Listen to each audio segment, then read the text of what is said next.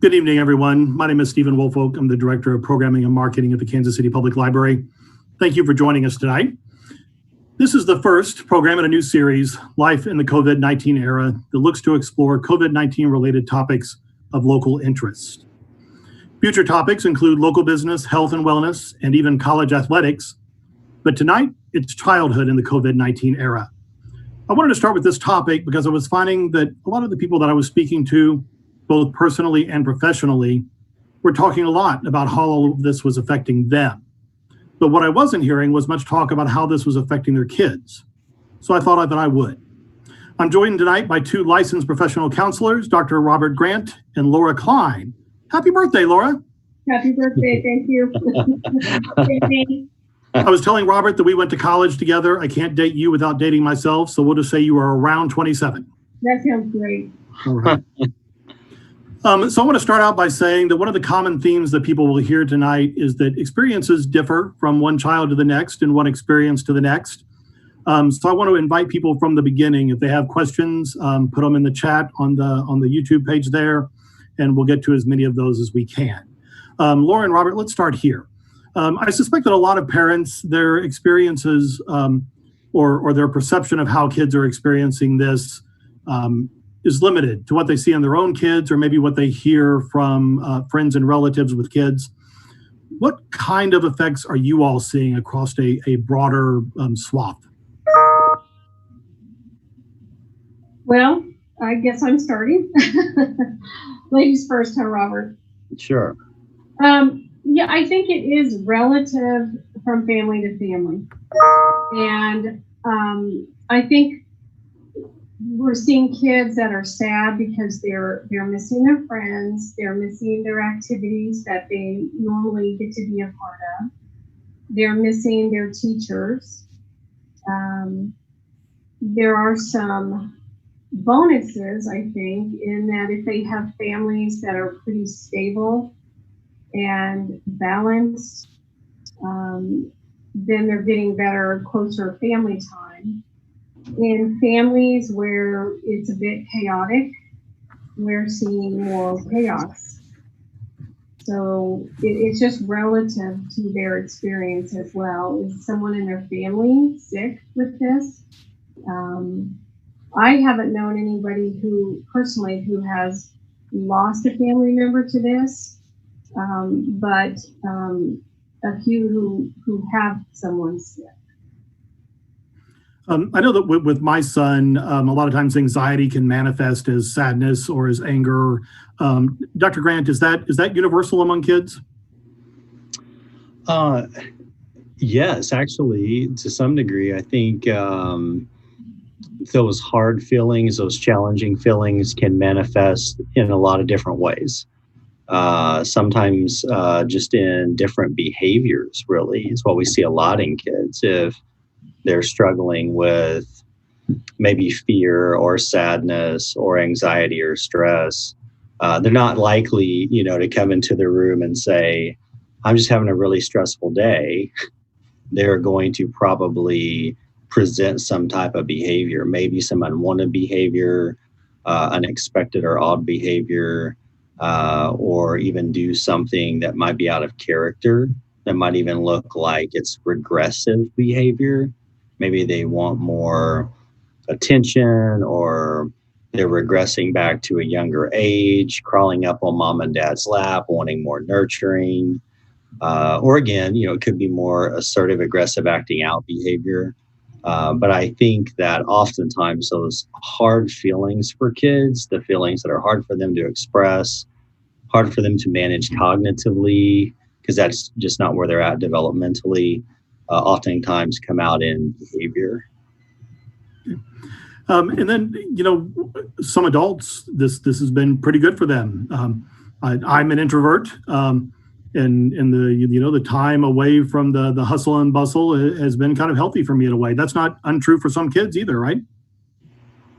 That is true. Actually, I was going to jump off of what Laura was saying and totally agree with her. I mean, I'm working with some families and kids who are struggling, and it's obvious they're struggling. But I have some other children I work with who actually really like that they're not going to school, really like that they're at home most of the time because their personality and their temperament is more geared that way anyway. They don't really like being social.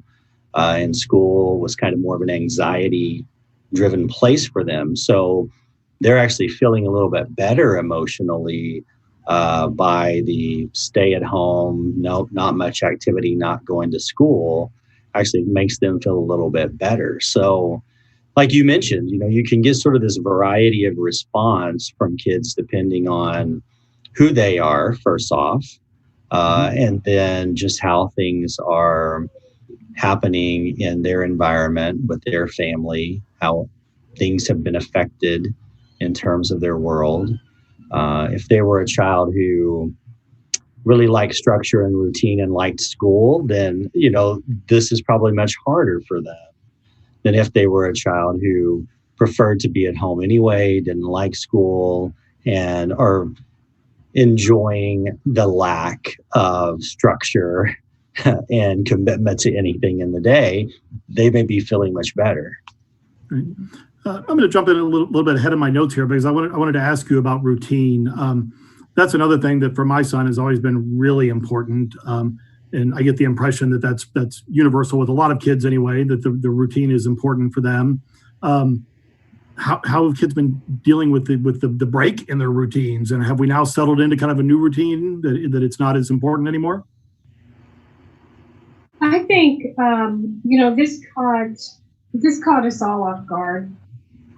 And I think, there were a few weeks when I guess we went from spring break and then schools were kind of having to scramble to figure out how to get this all online. So in a way, spring break just seemed a little extended, and maybe that came at a fortuitous time because that was almost felt a little normal because we had our spring break and then it got extended. But I think if we had been beyond that much, I think having kids out of their routine would not have been a good thing at all. Routine is very healing. When there's been any kind of trauma, getting back to your routine is a very healing thing. So I think by getting back to online school, seeing your teacher, I know some classes have Zoomed a little bit where they could see everybody in class. I think it's been different at the high school level than the grade school level. But just getting back into that routine has been one great stabilizing thing for kids. Many kids will tell you school is their safe place. And they might complain about the work, but being able to see their friends and having that routine, I think they innately realize that's very healing. Does this look different? Absolutely. But at least it gives some semblance of stability. But then we have families who are experiencing quite different lifestyles right now, with maybe both parents being at home, maybe not even working, maybe working online. So we're adjusting to that new normal too. And I think what Robert was talking about, and the behaviors that the kids aren't going to come in and say, I'm upset. We're going to see those behaviors coming out. We have to look behind those behaviors. He mentioned regression. I might just add that anxiety can also look like ADHD. So I think we need to be careful with that too. The symptoms can present the same. So I just want to throw that in there. We're trying to get our kids to buckle down and do their schoolwork, however that might look. That anxiety could come out looking like ADHD. I know that one of the things I've been thinking about is that children have a tendency to observe what's happening around them, and then their little minds go to work manufacturing a reason for why that's happening. We see it sometimes with divorce. Kids will kind of convince themselves that it must have been something that they did to cause the divorce. You see any evidence that that's happening here, not with necessarily blaming themselves, but with kids, with their limited life experience, trying to manufacture a reason for these changes that they're seeing? Yeah, I think that's all. I think that's typically true. Just like you mentioned, when there's something that disrupts their life in some way, there's this, why is this happening? Again, in some cases, they might personalize it. Maybe it was something I said or did. I haven't seen a lot of that specifically with the COVID-19 issues. I think it's more questions, like what's going on? Why can't we do that? Why is this happening? When is it going to stop? When can we go do that? I think it's more questioning the reality of what they're experiencing day to day, probably more than I've seen like blaming themselves for anything. But those questions, I mean, that's a big deal. I mean, it's a big deal for kids to have those thoughts, those questions unanswered in a way that provides a satisfying answer to a child, can lead to what we were just talking about, that anxiety and that stress, that fear, if they don't feel like they can make sense of this in some way. So I think it is important, even if it isn't, an interpersonal blame issue. Just the fact that those questions are there are important to acknowledge, important to try to respond to, in a healthy way. I've learned that I need to get really comfortable with saying I don't know these last couple of months. Yeah. So any advice to parents that are looking to try to explain what's happening to their kids? There are some books out there that have appeared, some COVID resources, online books. You could probably Google those. They even have workbooks right now for COVID-19 and responding to that. And it gives you options even on whether that child has lost someone to COVID or had someone who's sick. So there are all sorts of resources out there that parents can Google and find that would be helpful. But I think just going back and being as honest as possible in our responses. And Steven, you're exactly right, saying I don't know, but you can also add, but I could try to find out, and I'll let you know when I find out, or if I find out, I'll let you know. Yeah. I'm sorry, go ahead. Oh, I was just going to echo that and say, yeah, I love the phrase. And it's from a parenting program. I don't want to quote a wrong one, so I won't try to quote it. But it's, I don't know, but when I do, I will let you know. And that's a great response with the I don't know. Because oftentimes, kids don't need the long drawn out reasoning, argument, debate answer that adults need. They just need sometimes something like, I don't know, but as soon as I know, I'll let you know. And sometimes that's enough to ease their worries or their concerns. And really showing that you hear them and you understand them. So if they come in the room and they're angry, name that feeling. I can tell you're really angry that you can't go play with your friend today. Or I can tell you're really sad that mommy or daddy can't be home with us right now. Name the feeling and let them know you hear them, you see them, you understand them, and you're there for them. You're not judging their mood, even if they're angry. It's so hard sometimes not to respond if it's directed at you and take it personally, but you cannot personalize that. You just have to understand that there's probably a fear behind that or a sadness, whatever the case, but try to name it and let them know you hear. So a really good question for the audience, and I'm kind of disappointed in myself that I didn't think about this, but when we talk about all the different experiences that kids are going through with this, there are kids out there whose parents are having to isolate away from them. So this person asks specifically for a 2-year-old, how do you make sure that he or she feels secure and lessen any anxiety that might cause? I supervise an intern where that's happening right now. The mother has COVID-19, and so the child had to go stay with the father. And there's been very little contact, unfortunately. So I think trying to maintain that contact through FaceTime, through text, even through letters, what a lost art that is. But being able, 2-year-old, I don't know if they can identify a parent's handwriting, but an older child could probably. And just to see that and be reassured that they're still loved and they're still being thought about and they're cared for, I think would be tremendous. It's not going to take the place of their parent not being there. I'm also a big believer in transitional objects because that helped my child to always have a transitional object. So, something that they can touch that would remind them of mom or dad or whoever it is. There's a great book, Robert, I bet you use it. It's called The Invisible String. Mm-hmm. Yeah. And it's a great book about how no matter where we are in this world, we are still connected by our love, by an invisible string. And that's a great book if a parent can get their hands on it. But if you can't, you can just use that metaphor that we're connected by an invisible string. Always will be. I even have kids make mobiles. Remember those old mobiles? Well, we take a big heart and their name goes on that one, and we make smaller hearts with their loved ones, and then they tie that to their heart and they can hang that in their room. And again, that's something concrete that they can see.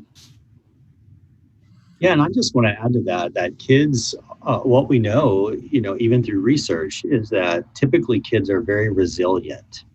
And we talk a lot about that in play therapy, resiliency, and how important that is in kids and when they're dealing with situations. And that's what you made me think of, Laura, when you were talking is, yes, don't underestimate what you can do, parents, if you are having to separate from your child. It doesn't have to be face-to-face physical contact to be meaningful for the child. So utilize your technology. If you have that, utilize drawing a picture and sending it and having them draw one and send you back.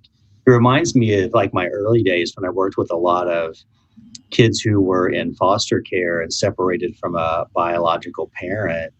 And even when they would get this just maybe every 3-week letter from a biological parent, just how significant that was to them and how it kept them in a place of feeling like they were connected to that biological parent. And so I think all those tools that Laura mentioned, I would say, parents who are in this situation where you have to isolate or separate for a while, use all those tools and strategies, because I think that will really be helpful to the child.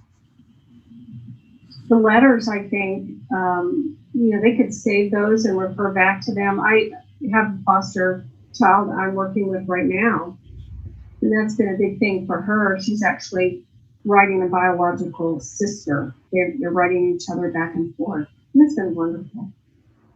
And again, we don't know the specific situation involved in this instance, but if a parent is being forced to isolate away from their child, it's probably because they're working on the front lines.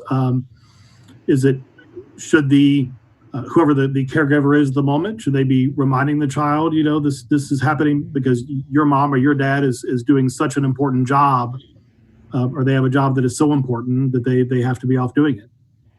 In helping others, and you have to be careful that they don't think it's more important than they are. And you have to give them a sense that mom or dad is also taking every precaution to be safe as well, because I worry that child might think that, mom or dad is now in danger. And they are, kind of in a dangerous position there. So I want to reassure the child that mom or dad is taking every precaution to also be safe. So we know that in a perfect world, kids wouldn't be going into stores these days, but we also know the world isn't perfect and there are circumstances where it just can't be avoided. And there are some things that, for children making their first trips out into this new world, they can be scary sights, whether it's empty shelves or people wearing masks or the plexiglass on the registers at the grocery store. What effects might some of these initial images have, and how can parents kind of prepare their kids for what they're going to see? Well, I think that it's very possible if they're going out that they're going to see things that look different from what they're used to. Even some of the strange lines outside of a store, right? And the roping off and waiting 6 feet from another person is also sort of probably a new thing, especially if it's a place they're used to going. And all the things you mentioned, Steve, as well.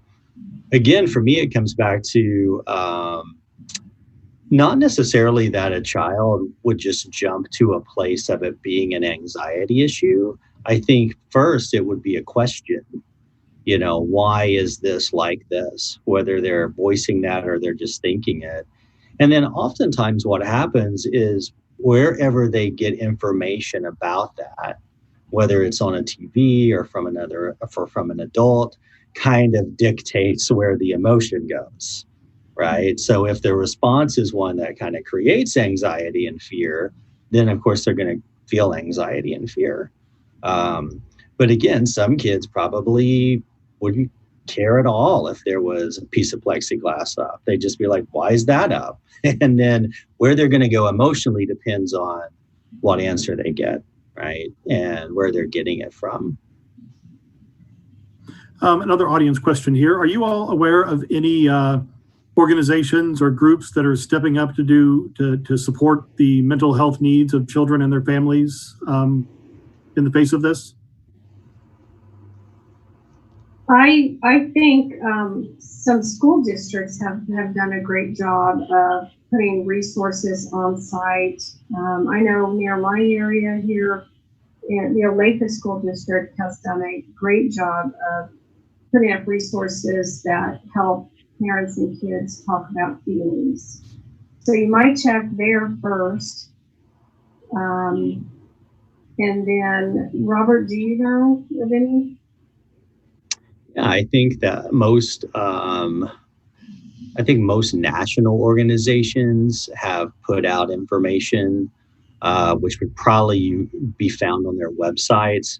I work a lot with kids with developmental disorders, so I know early on, the Autism Society of America put out a great resource packet for parents, and it's on their website. And so I think a lot of our national organizations have done something similar.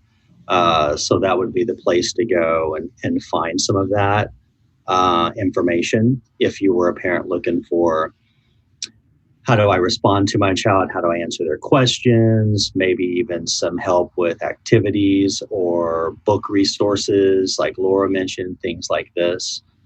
Those would be probably the go-to sites.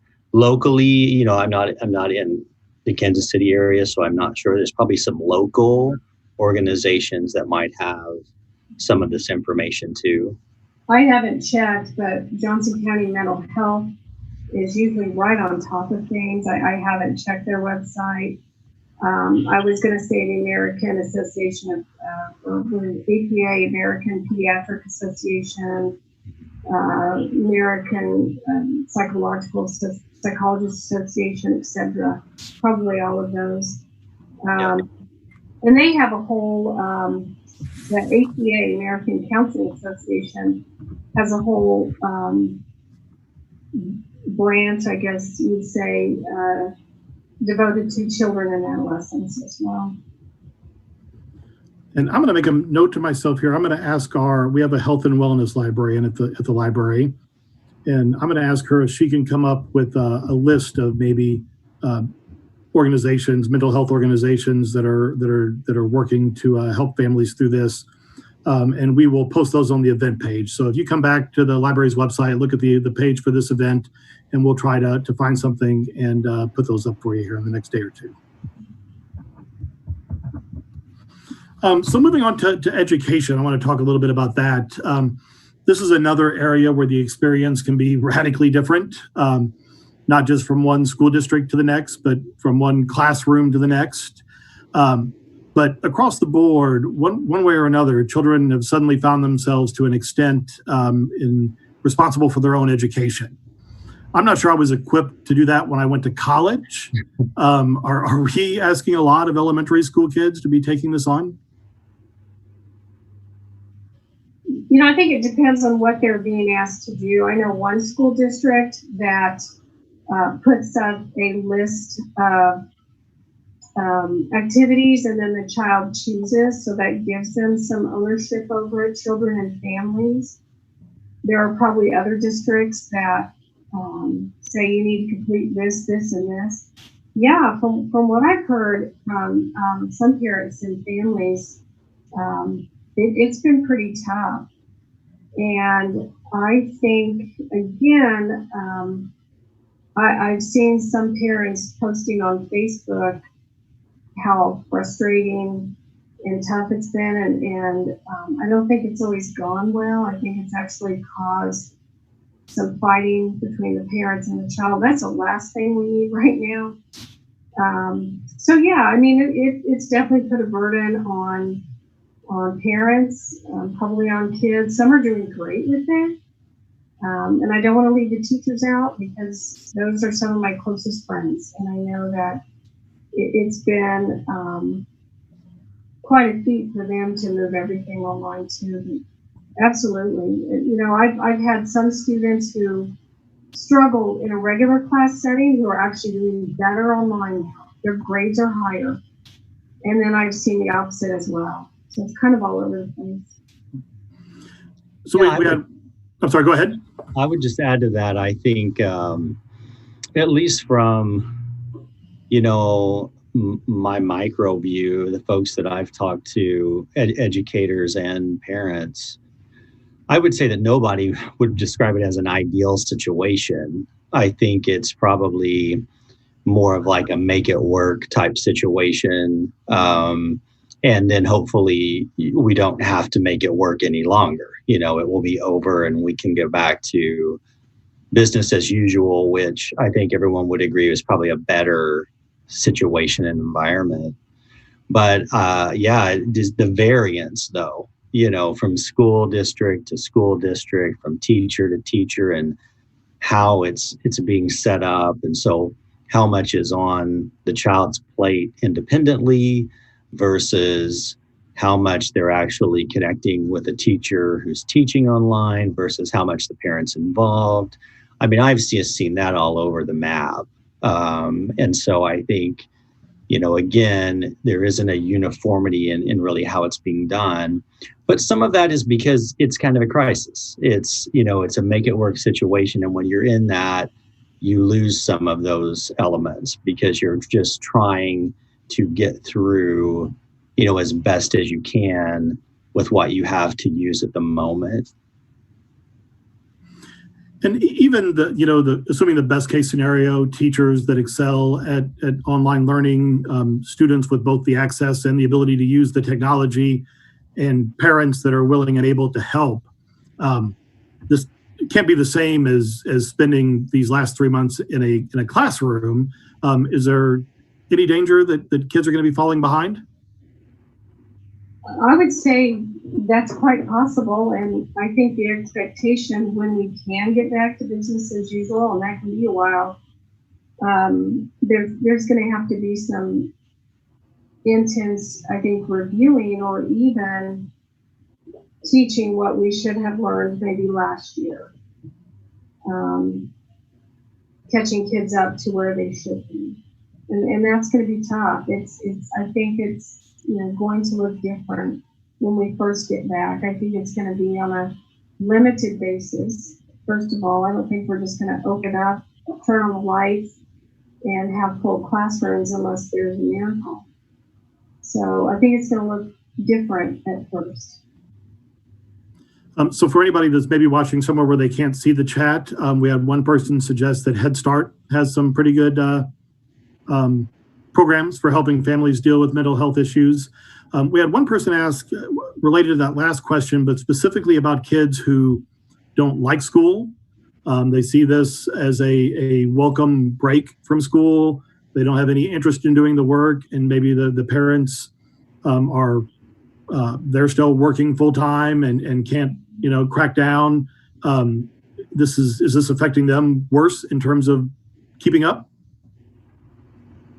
If they don't like school already, one thing that I want to back up and say is that, especially during this time, but even under normal, whatever that is now, circumstances, that I don't think anything is more important than your relationship with your child. So do the best you can. And sometimes it's helpful to let the parent back away and maybe enlist a relative who can work with that child if you have that luxury, or a friend or someone else, or contact the teacher and see if you can do a little personalized Zooming for that child to get help. But preserving that relationship with the parent is maybe never been more important, depending on what's going on in the home. Yeah, I agree. I think that would be my number one advice to any parent, is that you take care of yourself and then do what you need to do to take care of your kids and your family, especially relationally. If that, no educators hate me here, but if that means you didn't get the math worksheet done that day, that's okay. I think that those things can be caught up. I think that's kind of what you were talking about, Steve, if somebody does technically get behind, quote unquote, those academic skills can be caught up. That is something that the child can catch up on. Some kids probably won't even get behind, right? But for those who do, it can be gained back and they can catch up. I think right now it's so important that, just like what Laura said, that parents are able to maintain good self-care and help their child maintain that self-care, role model it, be relational, be present first. And then whatever you can get to, beyond that is great. Go ahead and try to do that. But I hate it when parents put these pressures on themselves and then everything kind of falls apart. There's nothing productive about that. That does not feel beneficial to me at all. And so I think that would be my number one thing I would say to any parent in front of me, in my office or through a screen, is just to make sure that they're thinking first, care for me, care for my child, and then we'll get to what we can get to, and we'll accomplish task-wise what we can accomplish. Great. Don't forget to find joy every day and enjoy your child, enjoy your children. It's been so wonderful for me, Steve. I hike a lot, so I'm out on the trails, and I have seen families playing in creeks. I saw a family today, the kids had a couple of nets. It looked like they'd probably been out trying to catch some bugs or frogs or whatever. And I just wonder if that would have been happening outside of COVID. I'm not saying that, I'm thankful for COVID, but I am glad to see families out enjoying the outdoors and enjoying each other. I think has been great. That brings up an interesting question. I know I am enjoying the extra time with my son that I've had these last couple of months. Are there going to be some parents even that have a hard time adjusting to the return to normal whenever it comes, because I hate to call it spoiled, but they've just gotten used to having this time with their families? I wonder about that because, I know a lot of families where there's a lot of activities. There are, soccer and dance, and maybe a kid is in 2 or 3 of those. And I wonder if they'll say, that's not worth it. We don't want to go back to that lifestyle where we just run from one activity to another. And I think, wouldn't it be great if kids could look back and remember this as a time when it was actually pretty fun, because they remember they're building these great memories with their families right now. I think that would be wonderful. Yes, it's scary, but maybe there's a lot of good memories they might end up with, depending on how this is handled. So we know that there's a well-documented achievement gap in schools based on some of those things we talked about earlier, whether it's parental involvement or access to technology. But especially with access to technology, given the way things are going right now, my son gets his assignments on his Chromebook and he does them, sends them to his teacher. His teacher sends back comments. If you don't have access to the internet, that is not happening for you. So is that achievement gap inevitably going to widen during all of this? Boy, it sounds. Go ahead, Laura. You can answer. I was going to say, go ahead, Robert. Well, my answer is not a good one. You probably have a better one, but I was going to say, who knows? I mean, it's yet to be seen, right? I think that part of the issue right now is that, and Laura kind of alluded to this. Of course, we're not the people who make this decision, and none of us can predict the future at this moment, but we don't even know what school will look like, in August, let's say, while most people are returning. So I think part of that answer depends on how long this goes on, right? I mean, I think that the duration affects a lot of things. A lot of things we're talking about depend on the duration and the intensity, right? Because if it's a shorter amount of time, let's say that everybody's back in August, I would say that the effects will be more minimal. But let's say we can't start back business as usual in August. How much longer is this going to go? How much longer are we in these kinds of forums? Then we start to see how it starts to change and affect things more greatly, I think. I know in our school district that I'm in, there were kids who did not have internet access. And so they could not participate in the Zoom meetings or whatever has been going on, like my son is participating. And the school district does mail all the information to them, and they can mail it back or drop it off at the school, and then it's returned, by the teacher with comments. So there is an exchange, but it's not, the same as some of the instant exchange that the other kids are getting through video. But there's an effort there to try to keep it going and keep it maintained best as they can. But sure, your question's valid in the sense of it's a great question. The problem is it's going to be hard to know that until we're there, and then we can assess it and see the effect that it had. Well, and just going back to, Maslow's hierarchy, do they have that safety? Are their needs being met? Are they, is there enough food in the house to, and you wonder if they don't have internet access or a device, then my concern is food, and that's so important. So these are all things hopefully districts are addressing right now. I think they're trying their very best. I think they are heroes as well. School districts, teachers, principals, the food workers, everybody who supports that school system. They're all heroes.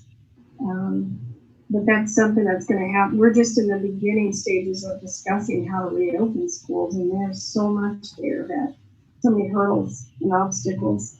And given that we don't know what it's going to look like, it's hard to plan. Yeah, as we were discussing earlier, my son missed the last 2 months of fourth grade. Now they're talking about, possibly next school year it doesn't happen. He would miss all of fifth grade and then get plopped into middle school. And you talked earlier, Laura, about teachers needing to kind of reteach, get people after that slide during the summer.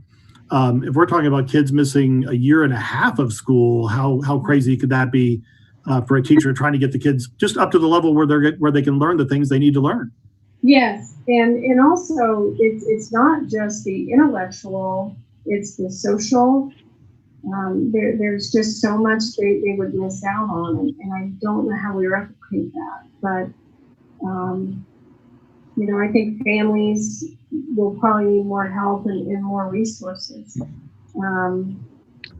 Because those, and especially for middle school kids, high school kids, they're looking outside the family at that point in their life. It's part of good development that they're working on their independence. How do you do that if you're home all the time with your family? Although I've seen lots of groups of kids together, and I think more and more we might see that. So it'll be interesting to see what happens. But yeah, just developmentally, those middle school and high school kids look outside of the families for those important relationships to them. So how will that affect their development? I don't know. I do want to make a plug real quick for one of our partners. One of the most important missions to the library is helping to bridge that digital divide. And we can't do a lot of that right now. We have students who come to all of our locations because that's where they have internet access, or that's where they can get on a computer to do their research. And it's really, it hurts us to not be able to provide that service. But one of our partners is Connecting for Good. People can find them at connectingforgood.org. They take donations of used desktop and laptop computers. They refurbish them, and then they get them into the hands of people that need them. They're great partners. It's a great organization. So if you want to help out on that access front, I would encourage people to look them up. So before we finish with education, you mentioned this a little bit, Laura, but the older kids, they're missing out on a lot of things right now. And in the grand scheme of things, missing your graduation or your senior prom probably isn't going to leave lifelong scars. But they are experiencing some things right now that feels like a loss, right? Yeah, and I've given some thought to this, and I wonder if in some cases this might be harder on the parents than the kids. The parents, having been through it, kind of know what they're missing, whereas the kids, while they look forward to it, maybe don't have a full grasp of what they're missing as well. But in some ways, I actually wonder if they'll remember the way their parents tried to do other special things in lieu of a graduation ceremony. Although there's that, those goodbyes where you get all your classmates together, it's a big milestone. But I also wonder if they'll remember the smaller gestures that people made better than their high school graduation. I mean, I think back to my high school graduation. I know I had one, but I don't really remember specific moments from it. I'm having a birthday today. It's been a while, granted, but maybe you guys have a different viewpoint of that. No, I don't think. I think that's going to affect adults as well as kids. There's so many things that are traditions, are powerful yearly events for a lot of people that have been canceled, that aren't happening, that I think, kids do feel that, teens feel that, adults feel that, and it's something that they'll remember. I mean, when they're having their birthday in a couple of years, like you are from your graduation, they're going to go, we didn't have one. That was the COVID year, right? I mean, this is going to be a part of their legacy. Personally, I'm a huge college basketball fan.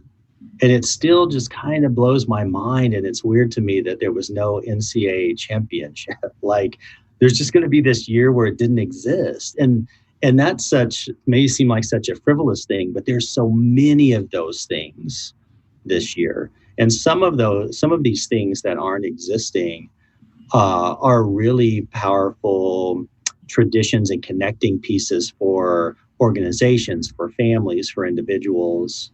And so it will be interesting as we go forward to see how people process the loss of those things.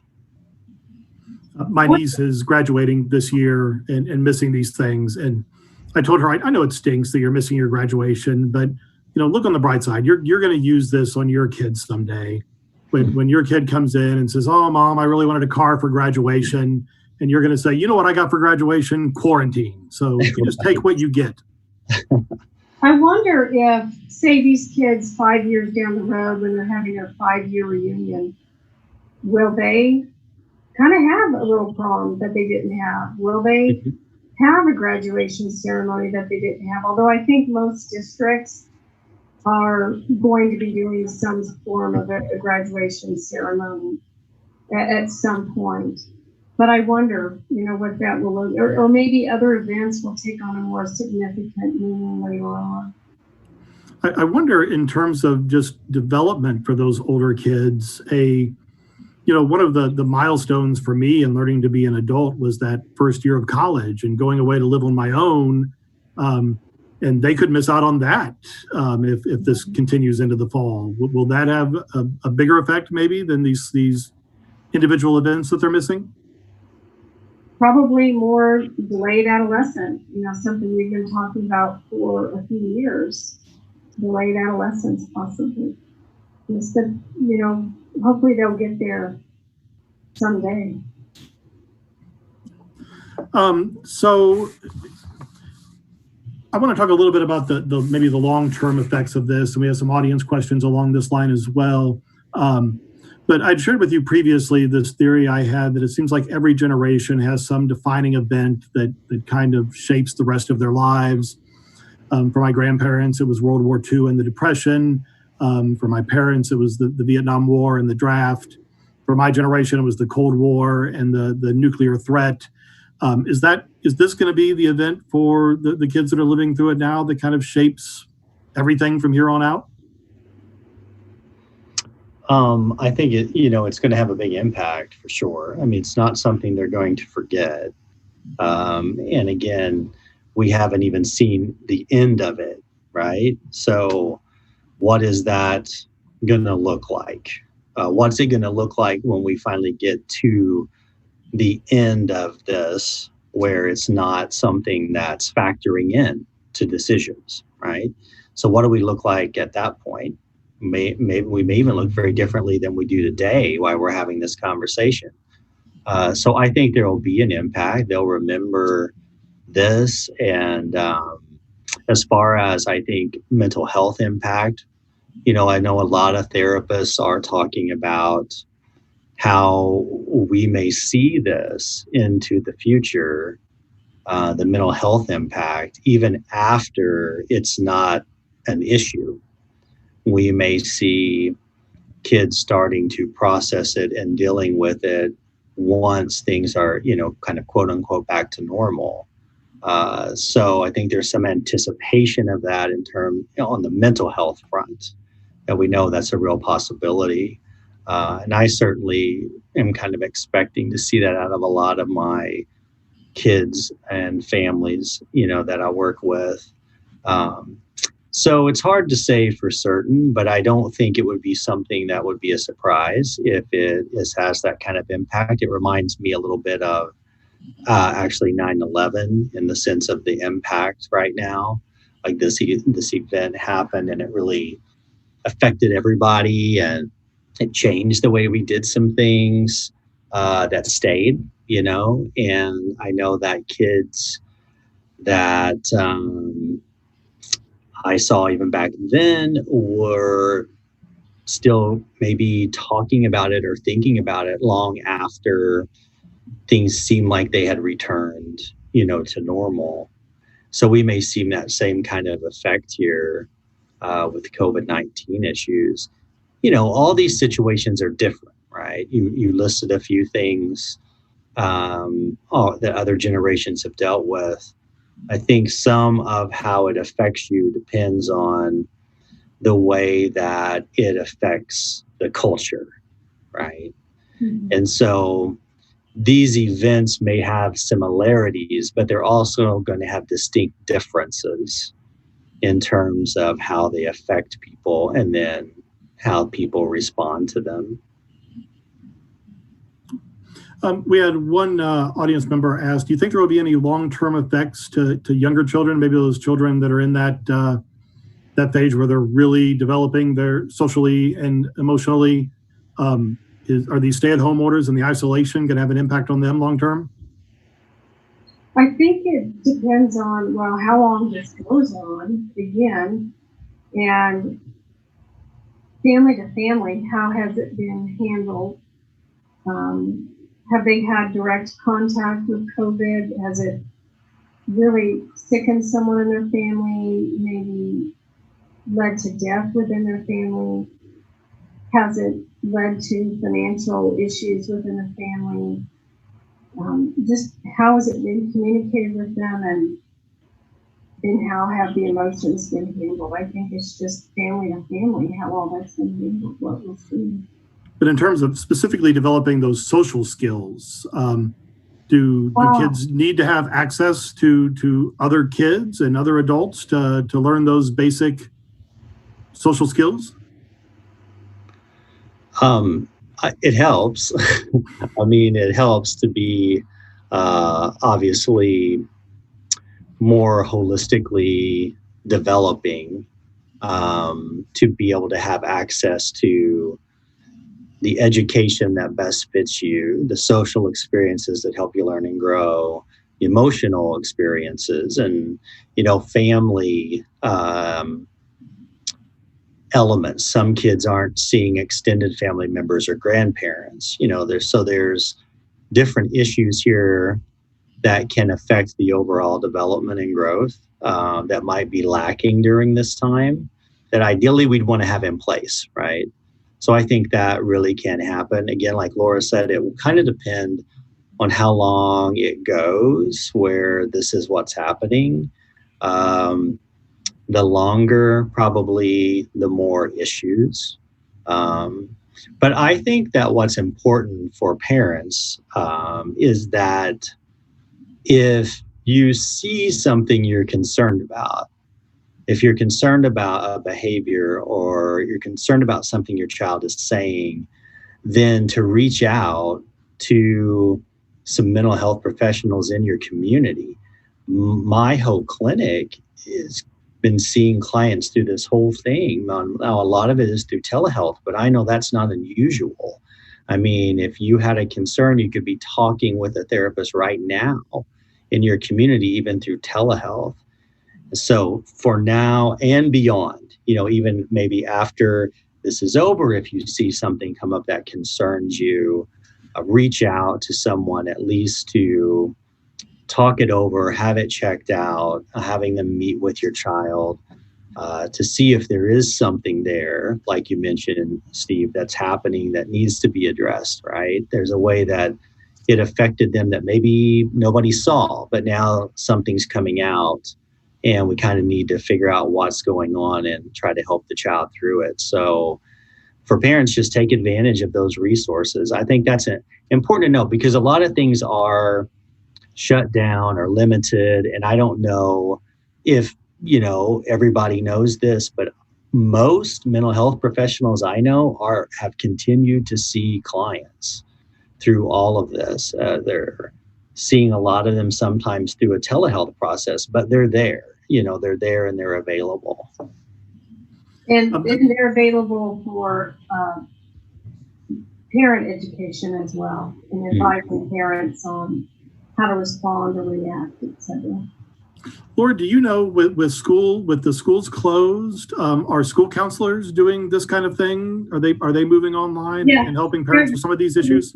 Still reaching out to parents, still posting resources with parent consent, Zoom, phone calls, still resources, absolutely. I would encourage everybody. I think that a lot of times the school counselor flies under the radar, unless there's an obvious need, at which point, maybe parents become aware of them at the schools. They are a fantastic resource. They're truly doing God's work. And I would encourage you to get to know them, reach out to them, and find out what they can do for you, because they can really offer a lot of assistance to families beyond what you might think that they would be able to do for you. In most programs these days, they come out dual licensed, so school counselor, and they're trained as if they're going to be a professional counselor. They may or may not pursue that license, but most of them could come out dual licensed. That's great. So this is kind of a big question. Can you talk about the effect of stress compounded with the isolation from community resources as it relates to maybe the potential for child abuse or neglect? Do you want to go, Laura? I'm seeing that, like probably most of us are. I mean, I'm seeing those reports that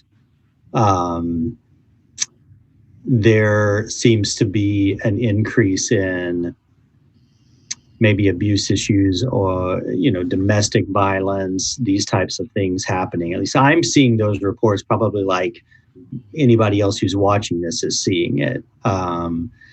Unfortunately, that doesn't surprise me given the circumstance. I think when we get into these sort of isolating type situations, we tend to see some increases in those issues.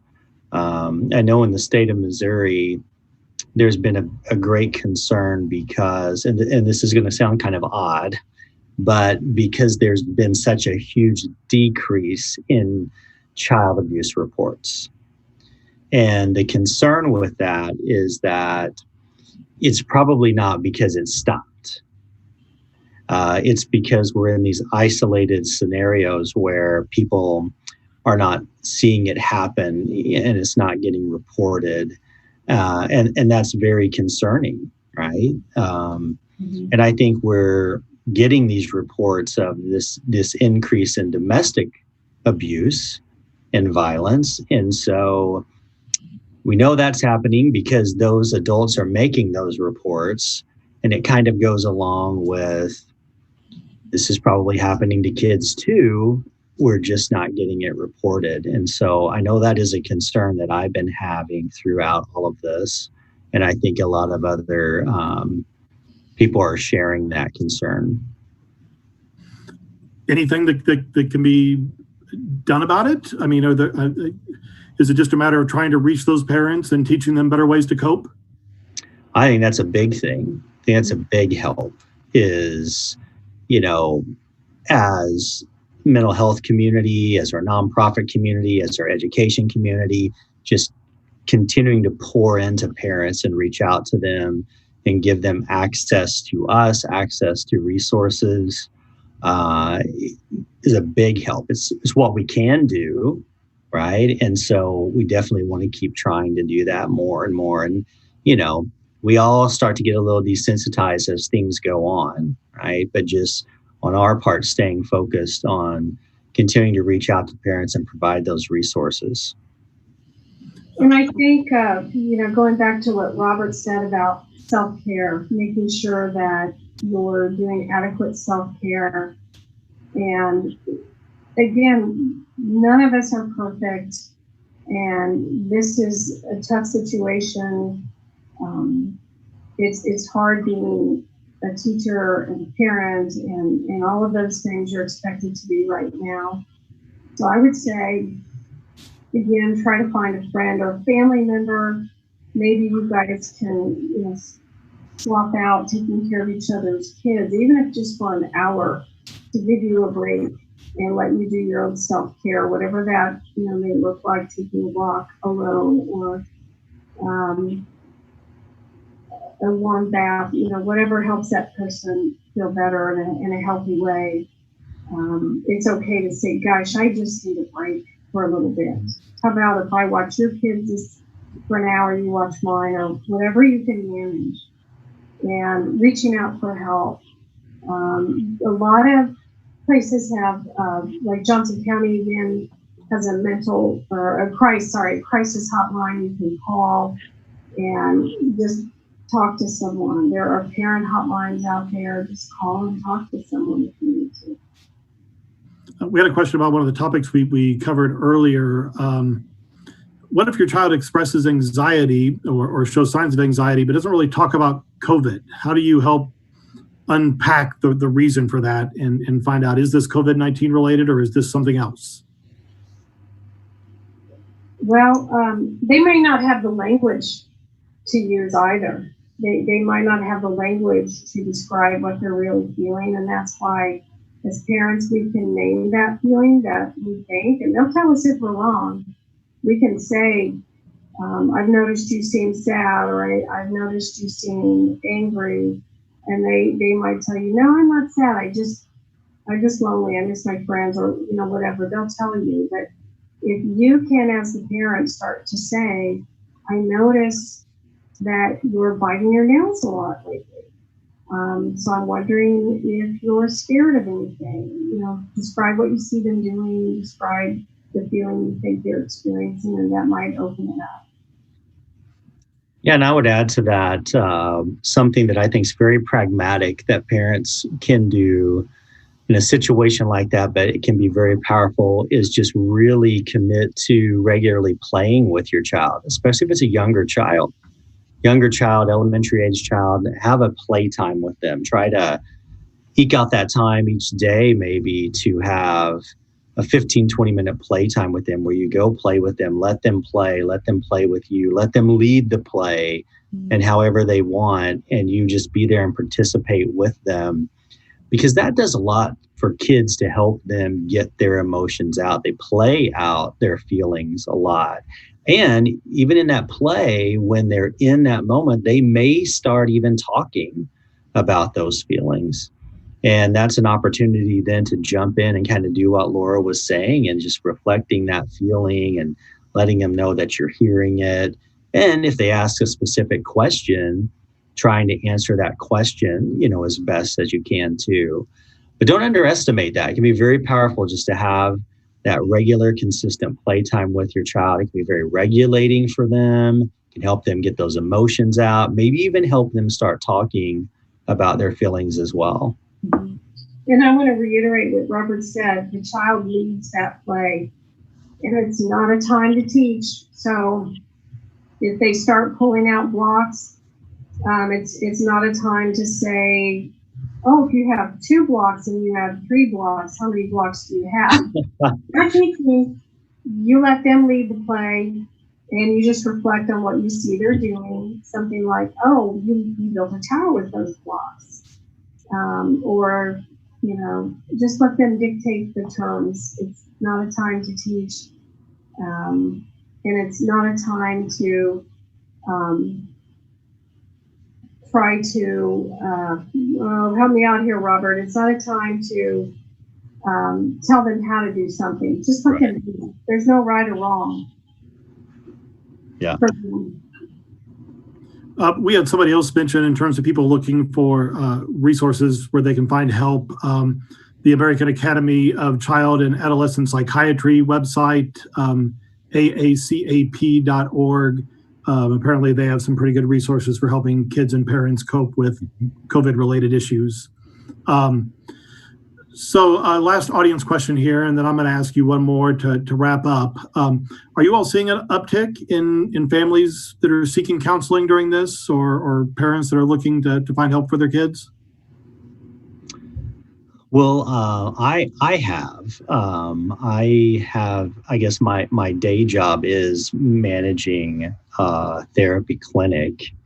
And so in our clinic as a whole, and for me personally, we have continued to get quite a few new referrals into the clinic through this. So I can speak from my perspective and say, yes, I've seen an increase in families, but also even individual adults. So just really all types of clients trying to seek counseling services. And some of that definitely feels directly related to what's going on, and some of it's probably circumstantial, right? Mm-hmm. But yeah, it's not been a slowdown.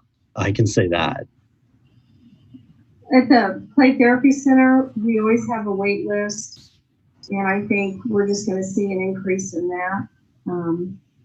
With our, we don't have enough interns to see all the families now who want help. So I imagine our list is going to get even longer once we reopen the clinic. We're doing telehealth. So that's, we've just graduated some interns, and the new ones have not yet been trained to work with the children and families. But I think we'll definitely continue to see an increase in that. So I want to try to end on a positive note here. So I'm going to ask you each to maybe, you've touched on some of these things throughout, but if each of you could talk about maybe one good thing that could come out of this, what would it be? More quality family time. More quality family time. As I said earlier, how wonderful would it be for kids to be able to look back on this with fond memories of all the new maybe things that families started to do because they didn't have soccer, they didn't have dance, and those are wonderful activities, but maybe families are coming up with their own new traditions and ways of spending time together. So quality family time. Yeah, I mean, I could say the same thing, but that would be kind of a cop-out, right? I need to come up with something original. I do agree. I think families are there are some families, again, this is affecting everybody individually. So some families are not feeling like they're having good quality family time right now. And so it's important to validate those families right now too. But I think that some families will find that they're developing some routines or some rituals or some things that they say, hey, we want to keep this going even once we start getting busier and we're going places again, because this is nice and this is good. On another note, I think that one of the things maybe globally that will be positive out of this is maybe we'll see some better ways that we can do some things through technology. Actually, I have some clients who are doing better on telehealth than they were in person. So maybe for all of us, even families, there might be some nice things that we discover that carry on that we've discovered about technology through this process. Perhaps fewer business trips. Yeah. Maybe you can just do them through a screen. There you go. Laura, Robert, thank you so much for joining us tonight. This was great. I really, really appreciate you taking some time out of your evening to spend with us. Thank you. Thank you. Take care. Good night.